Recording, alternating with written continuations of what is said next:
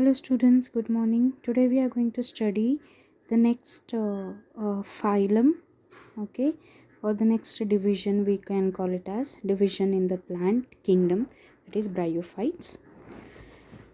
So we have finished already the division algae, okay. So these bryophytes are commonly called as amphibians of the plant kingdom, okay. So ಎನಿಮಲ್ಸಲ್ಲಿ ಒಂದು classification ಬರುತ್ತೆ, ಒಂದು class ಬರುತ್ತೆ, ಅದನ್ನು amphibians ಅಂತ ಅಂತೀವಿ. Y amphibians ಅಂತ ಅಂತೀವಿ? ಆ ಒಂದು ಕ್ಲಾಸಲ್ಲಿರೋ ಆರ್ಗ್ಯಾನಿಸಮ್ಸ್, ಪ್ರಾಣಿಗಳೇನಿರುತ್ತೆ, they both present in a land as well as water. ಲ್ಯಾಂಡಲ್ಲಿ ಇರುವಂಥದ್ದು, ವಾಟರಲ್ಲೂ ಇರುವಂಥದ್ದು. Hence it is called as amphibians. Amphi means two. Amphibians two habitats, the one which is present in both the habitats. So ಹಾಗಾಗಿ ಆ್ಯಂಫಿಬಿಯನ್ಸ್ ಅನ್ನೋ ಒಂದು ಹೆಸರು ಬಂತು, ಓಕೆ. ಎಕ್ಸಾಂಪಲ್ ಫ್ರಾಕ್ಸ್ ಕೊಡ್ತೀವಿ, ಸ್ಯಾಲಮೆಂಡರ್ಸ್ ಕೊಡ್ತೀವಿ ಆ್ಯಂಫಿಬಿಯನ್ಸ್ಗೆ. ಹಾಗೆ ಪ್ಲ್ಯಾಂಟ್ ಕಿಂಗ್ಡಮಲ್ಲೂ ಕೂಡ ಈ ರೀತಿ ಎರಡೂ ಒಂದು ವಾತಾವರಣದಲ್ಲಿರುವಂಥ ಕೆಲವೊಂದು ಪ್ಲ್ಯಾಂಟ್ಸ್ಗಳಿವೆ. So those are the bryophytes. Hence the bryophytes are called as amphibians of the plant kingdom. This is one important 1 marks question. They may ask which division or which plants are called as amphibians of plant kingdom. Bryophytes. Okay. We'll understand how they live. So they can live in soil, but they need water for sexual reproduction. Okay, ಈ ರೀತಿ soil ಮೇಲೆಲ್ಲ ಇರುವಂಥದ್ದು, box ಮೇಲೆ, tree box ಮೇಲೆ, ಗೋಡೆಗಳ ಮೇಲೆ, ಅಥವಾ ಎಲ್ಲೆಲ್ಲಿ ಮಾಯ್ಸ್ಟ್ ಪ್ಲೇಸ್ ಇರುತ್ತೆ ಅಲ್ಲಿ ಬೆಳ್ಕೊಳ್ಳುವಂಥದ್ದು. ಬಟ್ ಸೆಕ್ಷುವಲ್ ರೀಪ್ರೊಡಕ್ಷನ್ ಪರ್ಫಾರ್ಮ್ ಮಾಡಬೇಕು ಅಂದಾಗ they need water. Hence they both live in soil as well as water. Hence they are called as amphibians. Okay, they occur in damp, humid and shaded localities. Okay, so next, how the plant body, the bryophytes plant body is made up of. Okay, the body is more differentiated than that of algae.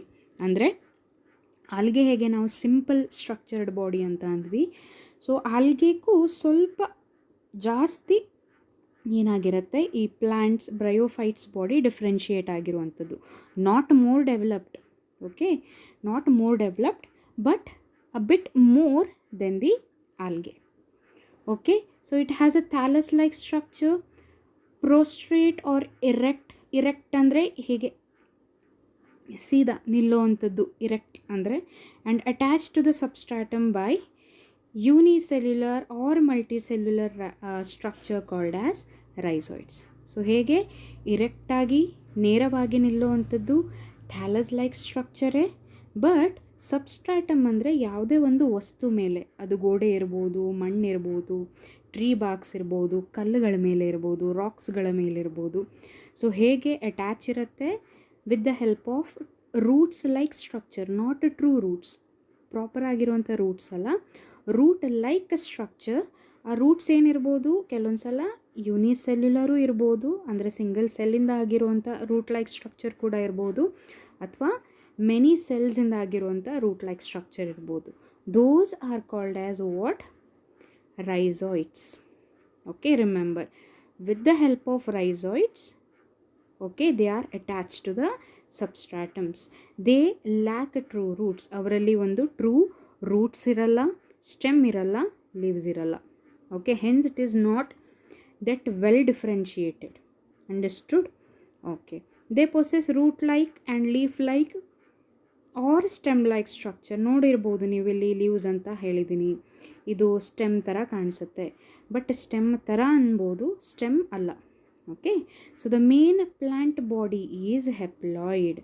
This is the concept we are going to study in depth. I'll teach you separately, okay, about this haploid ಅಥವಾ ploidy ಬಗ್ಗೆ ನಾನು ನಿಮಗೆ ಸಪ್ರೇಟಾಗಿ ಹೇಳ್ತೀನಿ. Haploid diploid concept ಅಂದರೆ ಏನು ಅಂತ. Okay, ಇವಾಗ ಜಸ್ಟ್ ನೆನ್ಪಿಟ್ಕೊಳ್ರಿ, ಅವರ ಮೇನ್ ಪ್ಲ್ಯಾಂಟ್ ಬಾಡಿ ಏನಿದೆ ಹೇಳ್ರಿ, ಹೆಪ್ಲಾಯ್ಡ್ ಇನ್ ನೇಚರ್ ಇದೆ. ಅಂದರೆ ಹೆಪ್ಲಾಯ್ಡ್ ಅಂದರೆ ನಂಬರ್ ಆಫ್ ಕ್ರೋಮೋಸೋಮ್ಸ್ನ ಎಕ್ಸ್ಪ್ಲೇನ್ ಮಾಡುತ್ತೆ ಹೆಪ್ಲಾಯ್ಡ್ ಅಂದರೆ. ಓಕೆ, ಯಾವತ್ತೂ ಒಂದು ಆರ್ಗ್ಯಾನಿಸಮ್ಸಲ್ಲಿ ಪ್ಲ್ಯಾಂಟ್ ಇರ್ಬೋದು, ಎನಿಮಲ್ಸ್ ಇರ್ಬೋದು.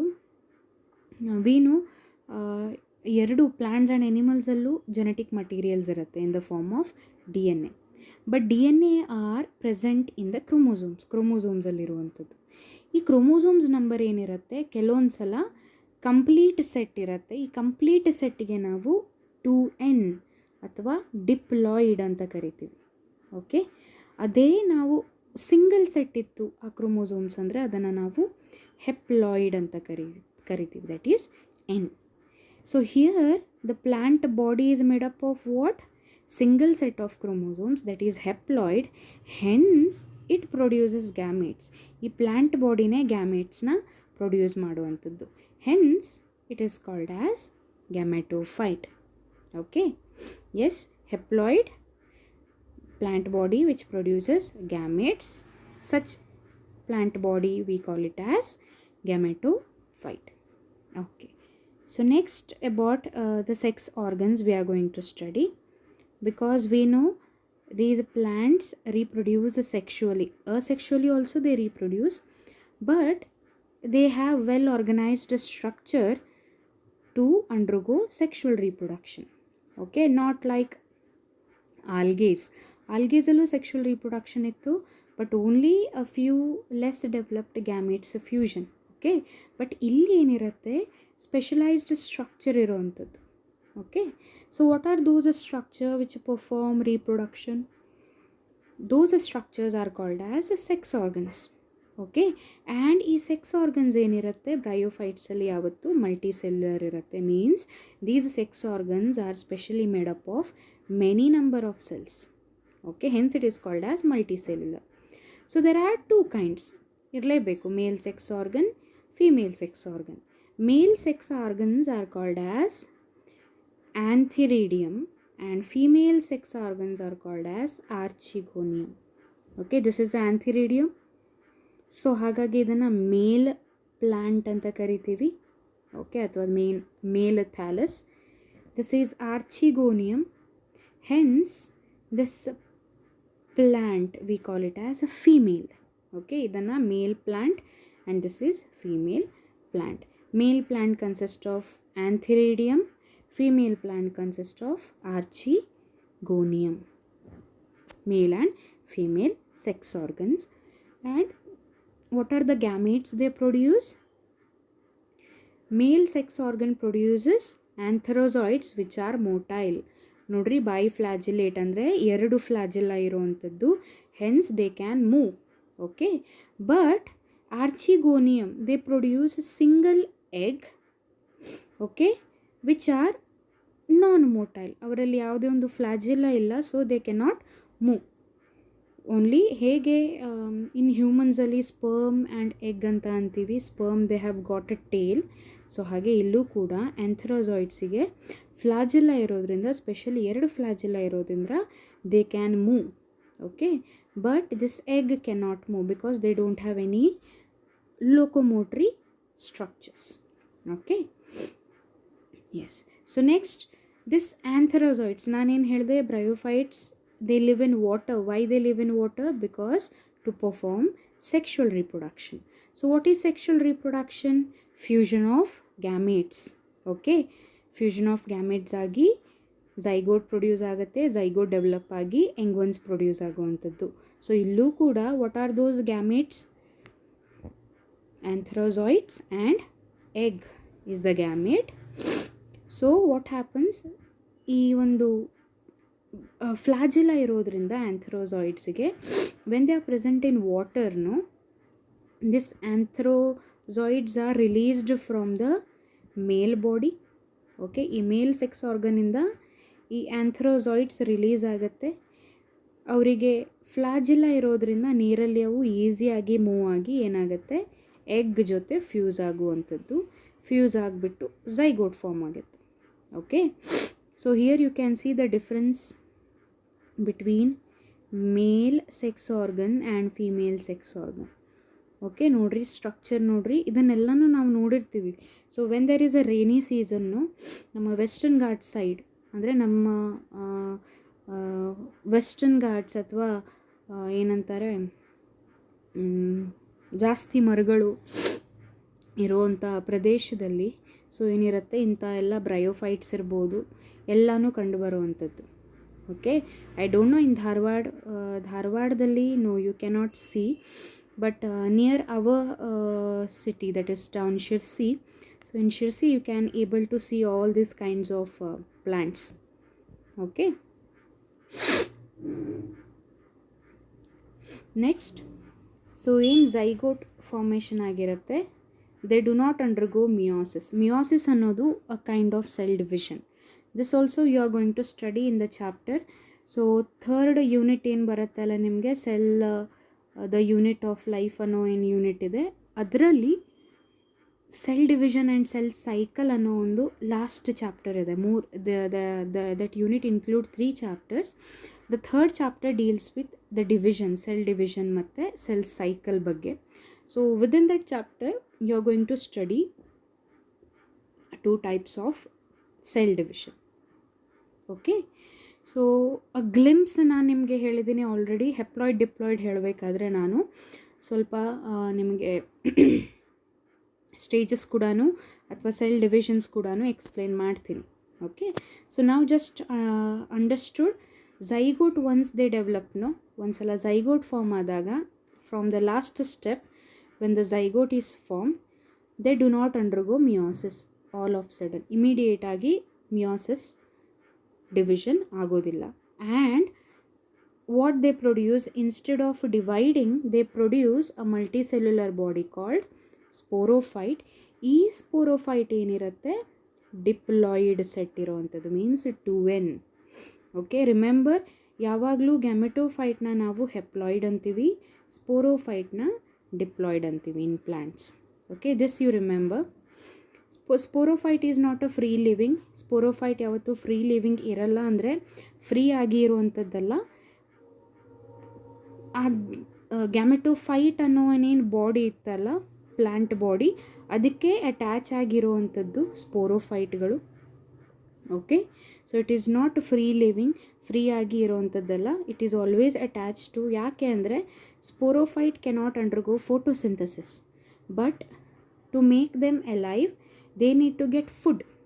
ಅವ್ರಿಗೆ ಫುಡ್ ಎಲ್ಲಿಂದ ಸಿಗುತ್ತೆ ಅಂದರೆ the gametophyte plant, the body, they undergo photosynthesis and they supply food. So hence ಏನಿರುತ್ತೆ ಸ್ಪೋರೋಫೈಟ್ ಯಾವತ್ತೂ ಎಸ್ಪೆಷಲಿ ಬ್ರಯೋಫೈಟ್ಸಲ್ಲಿ ಡಿಪೆಂಡೆಂಟ್ ಇರುತ್ತೆ. Plant body, gametophyte plant body ಮೇಲೆ ನಿರ್ಭರ ಇರುತ್ತೆ, ಇಂಡಿಪೆಂಡೆಂಟ್ ಇರಲ್ಲ. ಅಂಡರ್ಸ್ಟುಡ್? ಯಾಕೆ ಅಂದರೆ ನರಿಶ್ಮೆಂಟ್ ಅನ್ನೋ ಒಂದೇ ಒಂದು ರೀಸನಿಂದ ಈ ಸ್ಪೋರೋಫೈಟ್ ಈ ಗ್ಯಾಮೆಟೋಫೈಟ್ ಮೇಲೆ ಡಿಪೆಂಡ್ ಇರುವಂಥದ್ದು. Understood? Okay, after some time ಈ ಸ್ಪೋರೋಫೈಟ್ ಏನಾಗುತ್ತೆ ಮಿಯೋಸಿಸ್ ಆಗುವಂಥದ್ದು. ಈ ಸ್ಪೋರೋಫೈಟ್ ಒಳಗಡೆ ಮಿಯೋಸಿಸ್ ಆಗಿ, ಮಿಯೋಸಿಸ್ಸಿಂದ ಏನು ಫಾರ್ಮೇಷನ್ ಆಗುತ್ತೆ ಅಂದರೆ ಸ್ಪೋರ್ಸ್ ಫಾರ್ಮೇಷನ್ ಆಗುತ್ತೆ. ಬಟ್ ಆ ಸ್ಪೋರ್ಸ್ ಕ್ರೋಮೋಸೋಮ್ ಸೆಟ್ ಏನಿರುತ್ತೆ ಹೇಳ್ರಿ ಯಾವತ್ತೂ ಹೆಪ್ಲಾಯ್ಡ್ ಇರುವಂಥದ್ದು. ಓಕೆ, ಎಸ್, ನೆನ್ಪಿಟ್ಕೊಳ್ರಿ, ಗ್ಯಾಮೇಟ್ಸಿಂದ ಝೈಗೋಟ್ ಫಾರ್ಮೇಷನ್ ಆಯಿತು, ಬಟ್ ಝೈಗೋಟ್ ಸಡನ್ನಾಗಿ ಮಿಯೋಸಿಸ್ ಆಗಲ್ಲ, ಅದ್ರ ಬದಲಾಗಿ ಒಂದು ಸ್ಟ್ರಕ್ಚರ್ನ ಫಾರ್ಮ್ ಮಾಡುತ್ತೆ. ದಟ್ ಸ್ಟ್ರಕ್ಚರ್ ನಾವು ಸ್ಪೋರೋಫೈಟ್ ಅಂತ ಅಂತೀವಿ. ಈ ಸ್ಪೋರೋಫೈಟ್ ಯಾವತ್ತೂ ಫ್ರೀ ಲೀವಿಂಗ್ ಇರಲ್ಲ, they always depend on plant body. ಏನು ಮೇನ್ ಪ್ಲ್ಯಾಂಟ್ ಬಾಡಿ ಇದೆಯಲ್ಲ ಬ್ರಯೋಫೈಟ್ದು, ಅದ್ರ ಮೇಲೆ ಡಿಪೆಂಡ್ ಇರುವಂಥದ್ದು ಇದು. ಓಕೆ, ಯಾವುದಕ್ಕೆ? ನರಿಶ್ಮೆಂಟ್ಗೋಸ್ಕರ, ಫುಡ್ಗೋಸ್ಕರ. ಆಮೇಲೆ ಸ್ವಲ್ಪ ಸಮಯದ ನಂತರ ಏನಾಗುತ್ತೆ, ಈ ಸ್ಪೋರೋಫೈಟ್ ಏನಾಗುತ್ತೆ, ಈ sporophyte undergo meiosis. Okay, meiosis ಆಗಿ ಸ್ಪೋರ್ಸ್ನ ಫಾರ್ಮ್ ಮಾಡುವಂಥದ್ದು. ಹೆನ್ಸ್ ಅದನ್ನು ಸ್ಪೋರೋಫೈಟ್ ಅಂತ ಕರಿತೀವಿ. ಯಾಕೆ ಅಂದರೆ ದೇ ಪ್ರೊಡ್ಯೂಸ್ ಸ್ಪೋರ್ಸ್. ಈ ಸ್ಪೋರ್ಸ್ ಏನಿರುತ್ತೆ, ಇದರ ಒಂದು ಪ್ಲಾಯ್ಡಿ ಏನು, ಮೀನ್ಸ್ ಅದರಲ್ಲಿರುವಂಥ ಕ್ರೋಮೋಸೋಮ್ ಸೆಟ್ ಏನು, ಹೆಪ್ಲಾಯ್ಡ್. ಯಾಕೆ ಅಂದರೆ ವೆನೆವರ್ ಸೆಲ್ ಡಿವಿಷನ್ ಆಯಿತು ಅಂದರೆ, ಸೆಲ್ ಡಿವಿಷನ್ 2 ರೀತಿಯಲ್ಲಿರುತ್ತೆ. ಓಕೆ, ನಾವು ಒಂದು ಮೈಟೋಸಿಸ್ ಅಂತೀವಿ, ಒಂದು ಮಿಯೋಸಿಸ್ ಅಂತ ಕರಿತೀವಿ. ಒಂದು ಸೆಲ್ ಮೈಟೋಸಿಸ್ ಆಯಿತು ಅಂದರೆ ಒಂದು ಸೆಲ್ 2 ಸೆಲ್ ಆಗಿ ಡಿವೈಡ್ ಆಗುತ್ತೆ. ಇಫ್ ಆ ಡಿವಿಷನ್ ಮೈಟೋಸಿಸ್ ಆಯಿತು ಅಂದರೆ, ಓಕೆ, ಎಸ್, ಫಾರ್ಮ್ ಆಗಿರುವಂಥ ಏನು 2 ಸೆಲ್ಸ್ ಇರುತ್ತೆ ಅದು ಸಿಮಿಲರ್ ಇರುವಂಥದ್ದು. ಓಕೆ, ಅದೇ ಮಿಯೋಸಿಸ್ ಒಳಗೆ if the division is meiosis instead of mitosis, the formed cells are different, means they form always N number. This I will explain you in detail, don't worry. Okay, ಅರ್ಥ ಆಯ್ತಾ? ಈ spores ಏನಿರುತ್ತಲ್ಲ, ಈ spores germinate ಆಗಿ ಮತ್ತೆ gametophyte. So ಅದಕ್ಕೆ ನಾನು ನಿಮಗೆ plant kingdom biological ಕ್ಲಾಸಿಫಿಕೇಷನ್ಸಲ್ಲಿ ಎಕ್ಸ್ಪ್ಲೇನ್ ಮಾಡಬೇಕಾದ್ರೆ ನಿಮ್ಗೆ ಹೇಳಿದ್ದೆ, ಏನು ಹೇಳ್ರಿ, ಲೈಫ್ ಸೈಕಲ್, ಪ್ಲ್ಯಾಂಟಲ್ಲಿ ಬರುವಂಥ life cycle alternation of generation ಇರುವಂಥದ್ದು. ಮೀನ್ಸ್ ಇವಾಗ ಇಲ್ಲೇ ನೋಡ್ರಿ, ಬ್ರಯೋಫೈಟ್ಸಲ್ಲಿ plant body, main plant body ಏನಿದೆ ಗ್ಯಾಮೆಟೋಫೈಟ್ ಇತ್ತು. ಓಕೆ, ಬಟ್ ಅದರಲ್ಲಿ ಸ್ಪೋರೋಫೈಟ್ ಫಾರ್ಮೇಷನ್ ಆಯಿತು. ಸ್ಪೋರೋಫೈಟಿಂದ ಮತ್ತೆ ಗ್ಯಾಮೆಟೋಫೈಟ್. ಸೊ ಅಲ್ಟರ್ನೇಟಿವ್ ಆಗಿ ಈ ಎರಡು ಸ್ಟೇಜಲ್ಲಿ ಅಲ್ಟರ್ನೇಷನ್ ಇರುತ್ತೆ. ಅಂದರೆ ಫಸ್ಟ್ ಗ್ಯಾಮೆಟೋಫೈಟ್ ಇತ್ತು ಅಂದರೆ ನೆಕ್ಸ್ಟ್ ಸ್ಪೋರೋಫೈಟ್ ಫಾರ್ಮೇಷನ್ ಆಗುತ್ತೆ, ಮತ್ತು ಸ್ಪೋರೋಫೈಟಿಂದ ಗ್ಯಾಮೆಟೋಫೈಟ್, ಮತ್ತು ಗ್ಯಾಮೆಟೋಫೈಟಿಂದ sporophyte. So like this alternative ಆಗಿ ಆಗ್ತಾ ಇರೋವಂಥದ್ದು, ಲೈಫ್ ಸೈಕಲ್ ಪಾಸಸ್ ಆಗ್ತಾ ಇರೋವಂಥದ್ದು. ಅಂಡರ್ಸ್ಟುಡ್? ಇಲ್ಲಿ ಬ್ರಯೋಫೈಟ್ಸಲ್ಲಿ ಏನಾಗುತ್ತೆ, ಯಾವತ್ತು ಫಸ್ಟ್ ಲೈಫ್ ಫೇಸ್ ಗ್ಯಾಮೆಟೋಫೈಟ್ ಇರೋವಂಥದ್ದು, ನೆಕ್ಸ್ಟ್ ಸ್ಪೋರೋಫೈಟ್ ಫಾರ್ಮೇಷನ್ ಆಗುತ್ತೆ. ಆ್ಯಂಡ್ ವಿ ನೋ ಸ್ಪೋರೋಫೈಟ್ ಹೇಗೆ ಫಾರ್ಮ್ ಆಯಿತು ಅಂತ. Okay, next importance. So importance ಅಂದರೆ ಅದರ ಬೆನಿಫಿಟ್ಸ್ ಇರ್ಬೋದು. ಹೇಗೆ ನಾವು ಆಲ್ಗೆಯಲ್ಲಿ ಅದರ ಬೆನಿಫಿಟ್ಸ್ ಅಥವಾ ಯೂಸಸ್ನ ನೋಡಿದ್ದೀವಿ, ಹಾಗೆ ಬ್ರಯೋಫೈಟ್ಸಲ್ಲೂ ಅದರದ್ದೇ ಆದ ಒಂದು ಬ್ರಯೋಫೈಟ್ಸ್ಗಳ ಇಂಪಾರ್ಟೆನ್ಸ್ ಇದೆ. ಓಕೆ, ಇದನ್ನೆಲ್ಲ ನೋಡಿರ್ತೀವಿ ನಾವು.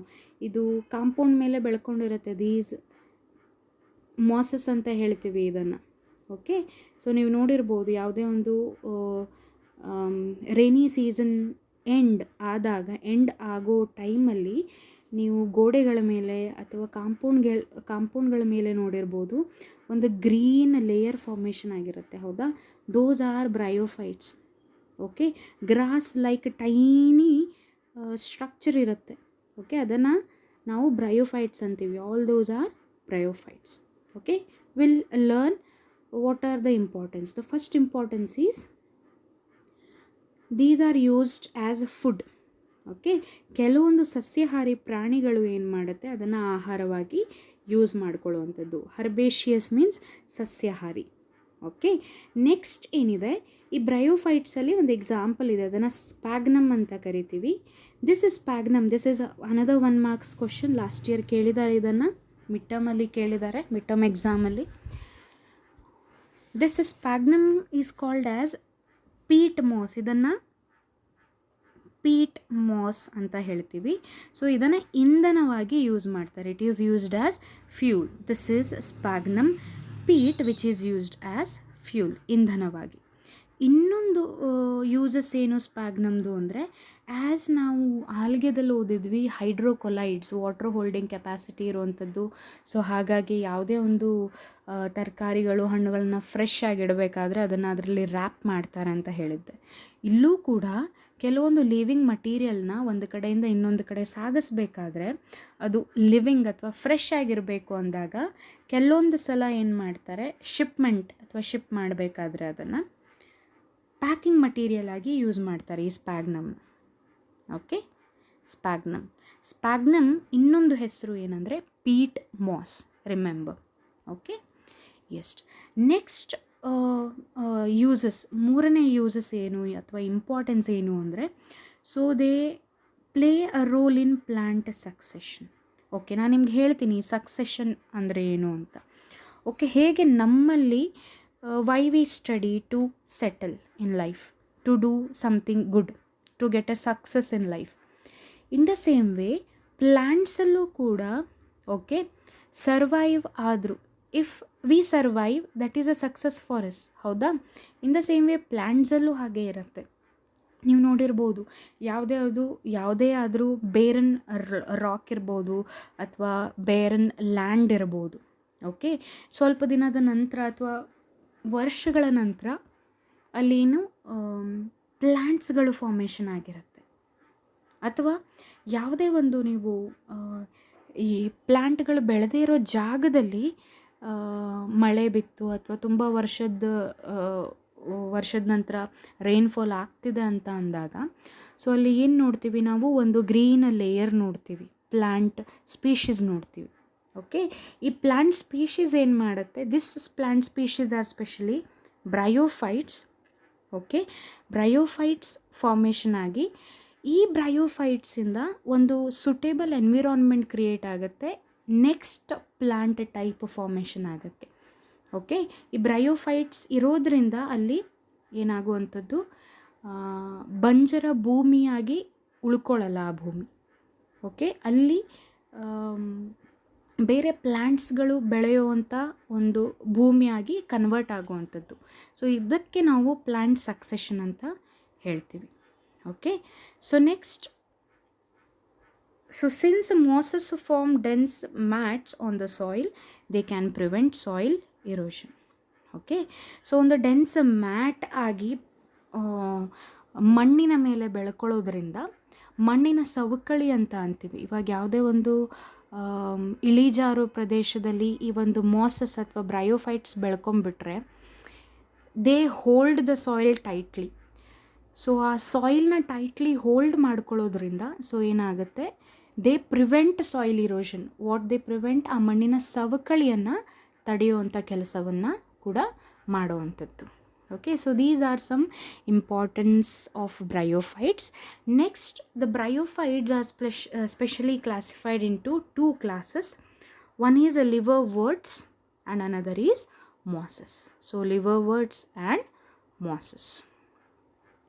So what are liverworts? Okay, as we have studied how or where the bryophytes are formed, even one of the bryophytes, that is liverworts, okay, are also formed or found in moist, shady places, okay, such as banks of streams, ಝರಿಗಳಲ್ಲಿ, ನದಿಯ ಝರಿಗಳಲ್ಲಿ ಬೆಳೆಯುವಂಥದ್ದು. Okay, marshy ground, damp soil, bark, tree barks ಮೇಲೆ, and deep in the woods. Okay, and their plant body is thalloid, ಅಂದರೆ ಇವರಲ್ಲಿ ಆ ಒಂದು erect nature ಇಲ್ಲ.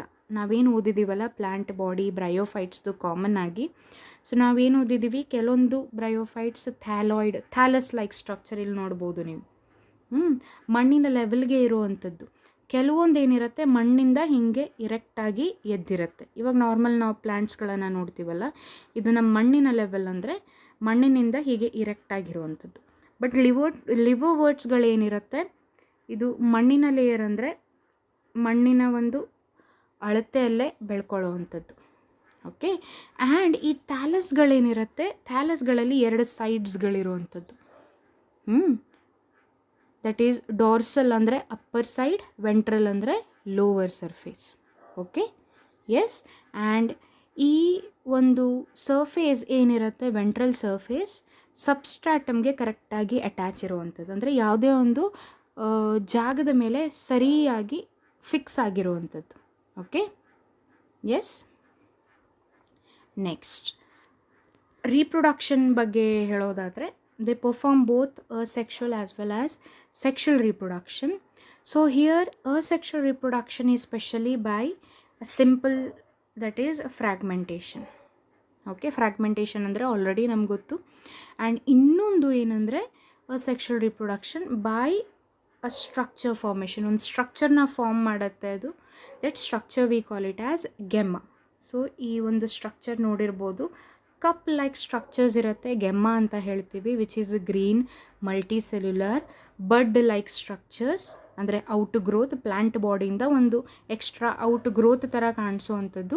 ಇದನ್ನು ನಾವು ಗೆಮ್ಮ ಅಥವಾ ಗೆಮ್ಮ ಕಪ್ಸ್ ಅಂತ ಹೇಳ್ತೀವಿ, which specially perform asexual reproduction. ಹೇಗೆ ಅಂದರೆ, ಇವಾಗ ಪ್ಲ್ಯಾಂಟ್ ಫ್ರ್ಯಾಗ್ಮೆಂಟ್ ಆಗಬೇಕಾದ್ರೆ, ಓಕೆ, ತುಂಡುಗಳಾಗಿ ಫ್ರ್ಯಾಗ್ಮೆಂಟ್ ಆಗಬೇಕಾದ್ರೆ ಈ ಗೆಮ್ಮ ಕಪ್ ಅನ್ನೋದು ಈ ಪ್ಲ್ಯಾಂಟ್ ಬಾಡಿಯಿಂದ ಸಪ್ರೇಟ್ ಆಯಿತು ಅಂತ ತಿಳ್ಕೊಳ್ರಿ. ಓಕೆ, ಈ this gemma cup fall on the soil surface ಮೇಲೆ ಈ ಗೆಮ್ಮ ಕಪ್ ರಿಲೀಸ್ ಆಯಿತು ಅಂದಾಗ, this gemma cup has the capacity to form a new bryophyte. Okay, this is what we call it as asexual reproduction. And sexual reproduction, as we know, they contain a male sex organs and female sex organs irodrinda. Okay, they produce their sex organs, gamete na produce ಮಾಡುತ್ತೆ. Zygote ಆಗಿ, ಆ zygote ಏನಾಗುತ್ತೆ, divide ಆಗಲ್ಲ, meiosis ಆಗಲ್ಲ, ಓದಿದ್ದೀವಿ ನೆನ್ಪಿಟ್ಕೊಳ್ರಿ. Divide ಆಗದೆ ಒಂದು multi cellular structure form ಮಾಡುತ್ತೆ, ಅದನ್ನು ನಾವು ಸ್ಪೋರೋಫೈಟ್ ಅಂತ ಅಂತೀವಿ.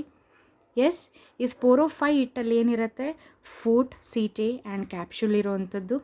So within the capsule spores formation ಆಗುತ್ತೆ.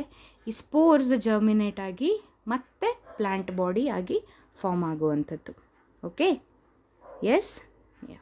So next class, predominant stage of the life cycle of moss is gametophyte. Already ನಾವು ಓದಿದ್ದೀವಿ, ಪ್ಲ್ಯಾಂಟ್ ಬಾಡಿ ಏನಿರುತ್ತೆ ಗ್ಯಾಮೆಟೋಫೈಟೇ ಇರೋವಂಥದ್ದು, ಮೀನ್ಸ್ ಹೆಪ್ಲಾಯ್ಡ್ ಇರೋವಂಥದ್ದು. And this specially mosses contains 2 stages. ಅವರ ಲೈಫ್ ಸೈಕಲಲ್ಲಿ ಮಾಸಸ್ಸಲ್ಲಿ 2 ಸ್ಟೇಜಸ್ ಇರೋದು, ಒಂದು ಪ್ರೋಟೋನಿಮಾ ಸ್ಟೇಜ್, ಇನ್ನೊಂದು leafy stage. Okay, protonema stage ಅಂದರೆ ಇಲ್ಲಿ ನೀವು ನೋಡ್ಬೋದು, ಡೈರೆಕ್ಟ್ ಸ್ಪೋರ್ಸಿಂದ they are directly formed from spore. Okay, so ಮೋಸಸ್ಸಲ್ಲಿ ನಾವೇನು ಕಂಡು ಬರ್ತೀವಿ, 2 stages, that is protonema and leafy stage. So protonema stage will directly develop from the spore itself. Okay, ಒಂದು ಸಲ ಸ್ಪೋರ್ ಫಾರ್ಮೇಷನ್ ಆಗಿದ್ದೆ, ಆ ಸ್ಪೋರ್ಸಿಂದ ಫಾರ್ಮ್ ಆಗುವಂಥ ಫಸ್ಟ್ ಸ್ಟೇಜೇ ಅದನ್ನು ಪ್ರೋಟೋನಿಮಾ ಅಂತ ಕರಿತೀವಿ. Okay, filamental structure, branched structure ಇರುತ್ತೆ, ವೆರಿ ಟೈನಿ. ಸೊ ಅದರಿಂದ ಏನಾಗುತ್ತೆ, ಒಂದು ಲೀಫಿ ಸ್ಟ್ರಕ್ಚರ್ ಫಾರ್ಮೇಷನ್ ಆಗುವಂಥದ್ದು, ಅಪ್ರೈಟ್. ಸೊ ಇಲ್ಲಿ ನಿಮಗೆ ಬಾಕಿ ಎಲ್ಲ ಸ್ಟೇಜಸ್ಗಳು ಏನಿರುತ್ತೆ ಸೇಮ್ ಇರುತ್ತೆ, sexual and sexual reproduction. So this is what ಪ್ರೋಟೋನಿಮಾದಿಂದ ಲೀಫಿ ಸ್ಟೇಜ್ ಅಂತ ಅಂತೀವಿ. ಓಕೆ, ಸೊ ಪ್ರೋಟೋನಿಮಾ ಸ್ಟೇಜ್ ಏನಿರುತ್ತಲ್ಲ, that is the basic stage. So ಯಾವಾಗ ಮಾಸಸ್ ಡೆವಲಪ್ ಆಗುತ್ತೆ, ಆ ಪ್ರೋಟೋನಿಮಾ ಸ್ಟೇಜ್ ನಮಗೆ ಕಾಣಿಸ್ಕೊಳ್ಳಲ್ಲ. ಓಕೆ, ನಮ್ಗೆ ಕಾಣಿಸೋವಂಥದ್ದು ದೀಸ್ ಲೀಫಿ ಸ್ಟೇಜಸ್. ನೀವೆಲ್ಲ ಕಡೆ ಈ ಲೀಫ್ ಲೈಕ್ ಸ್ಟ್ರಕ್ಚರ್ಸ್ ನೋಡಿರ್ಬೋದು. This is what we call it as leafy stage. Leaf like, not exact leaves, leaf like structures. Okay, and these are the capsules, spores ಇರುವಂಥ ಕ್ಯಾಪ್ಶುಲ್ಸ್ಗಳು. Later ಈ capsule ಏನಾಗುತ್ತೆ, burst out ಆಗಿ spores release ಆಗುತ್ತೆ. ಈ ಸ್ಪೋರ್ಸಿಂದ ಮತ್ತೆ ಪ್ಲ್ಯಾಂಟ್ ಬಾಡಿ ಫಾರ್ಮ್ ಆಗುವಂಥದ್ದು, which is gametophyte. Understood? This what is explained, these all are same thing, everything is similar. Okay, just difference ನೆನ್ಪಿಟ್ಕೊಳ್ರಿ. Liver ವರ್ಡ್ಸಲ್ಲಿ ಯಾವುದೇ ಅಂತ ಒಂದು ಪ್ರಿಸೈಸ್ ಸ್ಟೇಜಸ್ ಇರಲಿಲ್ಲ, but ಮಾಸಸ್ಸಲ್ಲಿ there are 2 different stages, that is protonema stage and leafy stage. Other things are similar, the vegetative reproduction ಇರ್ಬೋದು, sexual reproduction ಇರ್ಬೋದು. ಅರ್ಥ ಆಯ್ತಾ? Antheridia ಆರ್ಚಿಗೋನಿಯಾದಿಂದ produce ಆಗಿರೋ ಗ್ಯಾಮೆಟ್ಸ್ ಏನಾಗುತ್ತೆ, ಫ್ಯೂಸ್ ಆಗುತ್ತೆ, ಝೈಗೋಟ್ ಆಗಿ ಫಾರ್ಮೇಷನ್ ಆಗುತ್ತೆ. ಝೈಗೋಟ್ ಸಡನ್ನಾಗಿ ಡಿವೈಡ್ ಆಗಲ್ಲ, ಸ್ಪೋರೋಫೈಟ್ ಆಗಿ ಫಾರ್ಮ್ ಆಗುವಂಥದ್ದು. ಸ್ಪೋರೋಫೈಟ್ ಲೇಟರ್ ಏನಾಗುತ್ತೆ, ಅವರಲ್ಲಿ ಮಿಯೋಸಿಸ್ ಆಗಿ ಏನಾಗುವಂಥದ್ದು, ಸ್ಪೋರ್ಸ್ ಫಾರ್ಮೇಷನ್ ಆಗುವಂಥದ್ದು. These all are similar mechanism. Only the difference is in mosses we got 2 different stages. Yes, but liver ವೋಟ್ಸಲ್ಲಿ ಯಾವುದೇ ಆದ ಒಂದು ಡಿಫ್ರೆಂಟ್ ಸ್ಟೇಜಸ್ ಕಂಡುಬರಲ್ಲ. Okay, so this is what the difference between liver votes and mosses, and these are the example. And remember, sphagnum is also called as peat moss. Okay, once rainy season ಆಯಿತು ಅಂದಾಗ ನೀವು ಕಾಂಪೌಂಡ್ಸ್ಗಳ ಮೇಲೆ ಈ ಥರ structures ನೋಡ್ತೀರಿ. All these are the mosses or bryophytes example. ಒಂದಲ್ಲ ಇನ್ನೊಂದು ರೀಸನಲ್ಲಿ ನಾವು ನೋಡಿರ್ತೀವಿ, ಬಟ್ ಲಕ್ಷ್ಯ ಕೊಟ್ಟಿರಲ್ಲ. ಓಕೆ, ಬಟ್ ನಾವು we are studying the plant in detail. ನಾವು it's your duty to observe the plants which ever in your houses. ಮನೇಲಿರುವಂಥ ಪ್ಲ್ಯಾಂಟ್ಸ್ಗಳನ್ನು ಅಬ್ಸರ್ವ್ ಮಾಡಿ, ಅದರ ಸ್ಟ್ರಕ್ಚರ್ನ ಅಬ್ಸರ್ವ್ ಮಾಡಿ. Because you have taken biology now, you should play a responsible role now. Okay, not only theoretically ಓದೋ ಅಂಥದ್ದು. ಸೊ ಈ ಸ್ಲೈಡ್ಸ್ ಮಾಡಿರೋ ರೀಸನ್ನೇ ಏನು ಅಂದರೆ, see all these things we cannot draw and show you, but if I keep a perfect pictures, you can understand easily, right? So that's why I'm doing this slide share PPTs for the classes. Okay, so read, ಒಂದೇ ಸಲ ಅರ್ಥ ಆಗುವಂಥದ್ದಲ್ಲ ಇದು. Step by step ಅದನ್ನು ಓದ್ಕೊಳ್ರಿ. Okay, ಒಂದು ಸಲ ಏನು ಮಾಡ್ಕೊಳ್ರಿ, what is the common characters, simple common characters ಯಾವುದು ಅನ್ನೋದು ನೋಡ್ಕೊಳ್ರಿ. ಆಮೇಲೆ ಯಾವುದು ಡಿಫ್ರೆನ್ಷಿಯೇಟಿಂಗ್ ಕ್ಯಾರೆಕ್ಟರ್ ಅನ್ನೋದನ್ನು ನೋಡಿದಾಗ ನಿಮಗೆ ಅರ್ಥ ಆಗುತ್ತೆ. Okay, so this is what about the bryophytes. So next, in the next class we are going to study about the next division, that is pteridophytes. Okay, thank you.